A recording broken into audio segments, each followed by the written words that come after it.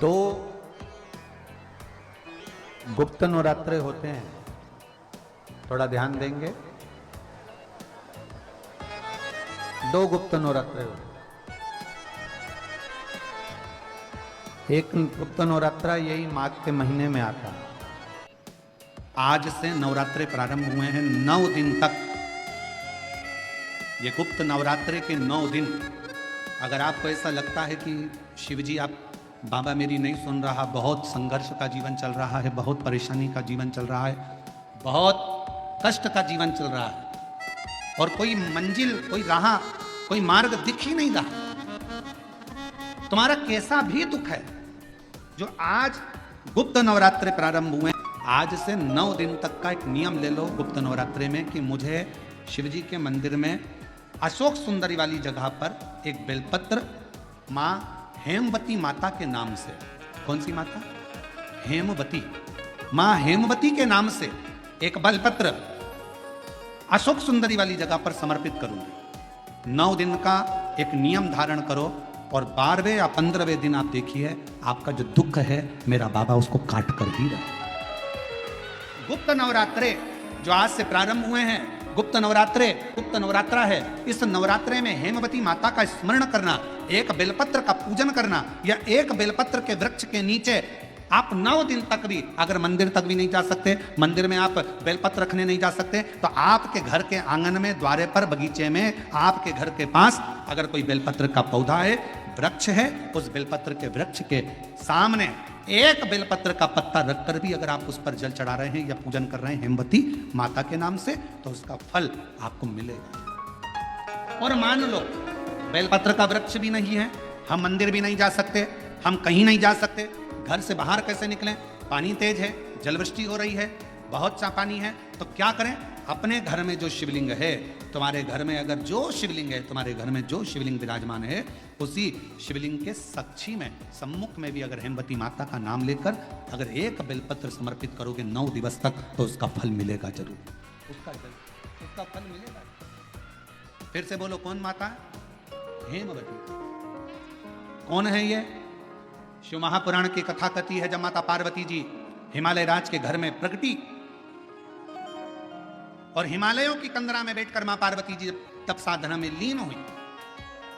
जितनी परीक्षा भगवान शंकर ले सकते थे, शिवजी ने सारी परीक्षा ली। ब्रह्मदेव परीक्षा लेने आए, भगवान नारायण परीक्षा लेने आए, इंद्रदेव आए, सप्तऋषि आए, सारे साधु संतों को परीक्षा लेने भेजा, पर मां उन परीक्षाओं में पास होती चली गई।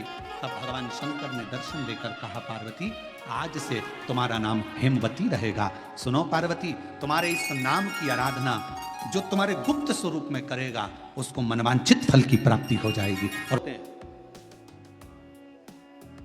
उसको बोने का कारण क्या है? केवल कोई कहे कि हम ठाकुर जी को भजते हैं, भगवान कृष्ण को भजते हैं, कोई कहे हम तिरुपति बालाजी को, नारायण को भजते हैं, कोई कहता है कि हम हरि विट्ठल को, पांडुरंगा को भजते हैं, हमारे यहाँ हाँ हम इनको भजते हैं, तो जवारे नहीं बोलते। ना ना, पुष्टि मार्गी है, ठाकुर जी की सेवा करने वाला है, उसके यहाँ भी ये 9 दिन जवारे बोए जाते हैं। रामानुज संप्रदाय से जुड़ा हुआ है, नारायण की पूजन कर रहा है, उसके घर में भी जवारे बोए जाते हैं। पांडुरंगा हरि विट्ठल की उपासना कर रहा है, उसके घर में भी जवारे बोए जाते हैं। जवारे का महत्व हमारे यहाँ शास्त्र कहता है। क्या महत्व है उसका? क्या फल है उसका? महाराज, जब देवी माता ने दुर्गा भवानी को पंचायत में बुलाया गया, शिव पंचायत में मां दुर्गा बैठी हुई है, और शिव पंचायत में जब दुर्गा भवानी बैठी, उपद्रवियों ने उपद्रव मचाया, अहंकारियों ने अहंकार मचाया, असुरों ने, राक्षसों ने हाहाकार मचाना प्रारंभ करा। तब उस समय पर देवाधिदेव महादेव माता पार्वती को देखकर, दुर्गा भवानी को देखकर मुस्कुरा रहे थे। केवल शिव मुस्कुरा रहे हैं, पार्वती को देखकर, दुर्गा भवानी को देखकर, मां जगत जननी को देखकर केवल मुस्कुरा रहे हैं। तब देवता सूर्य नारायण ने भगवान शिव जी को देखकर हाथ जोड़कर प्रार्थना करी। भास्कर देव बोले, सूर्य नारायण बोले, बाबा मेरे मन के संशय को मिटा दीजिए। शिव जी ने पूछा, क्या काम है? बोलो, क्या चाहते हो? शंकर भगवान से सूर्य देव, भास्कर देव कहते हैं, प्रभु आपके मुस्कुराने का कारण क्या? भारत की भूमि पर जितनी जगह पर भी आप लोग कथा सुन रहे हो, आस्था चैनल पर, फेसबुक, यूट्यूब पर जितने लोग कथा सुन रहे हो, बड़े ध्यान से सुनना कि जवारे क्यों बोए जाते हैं। नवरात्रि में जवारे की महत्वता क्यों होती है, क्यों बोया जाता है, मिट्टी में गेहूं डालकर क्यों उत्पन्न किया जाता है, उसकी महत्वता क्या है। सूर्य नारायण पूछ रहे हैं भगवान देवादिदेव महादेव से, आप दुर्गा भवानी को देखकर मुस्कुराए, आप हंसे हैं, आपके चेहरे पर प्रसन्नता आई है।